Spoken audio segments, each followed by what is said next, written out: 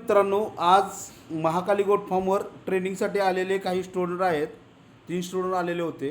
आता दादांचा अनुभव काय आहे हे आपण त्यासच विचारू. दादा, तुम्हाला महाकाली गोट फार्ममध्ये शेळ्यांचं ट्रेनिंग कसं भेटलं, म्हणजे काय शिकलात हे थोडक्यात सांगा. गोट फार्मिंगमध्ये जितकी काही पूर्णतः माहिती आहे, जरा कमी आम्ही डॉक्टर झाल्यासारखेच झालो आहोत. इथं पूर्ण माहिती मिळते, प्रॅक्टिकल मिळतं.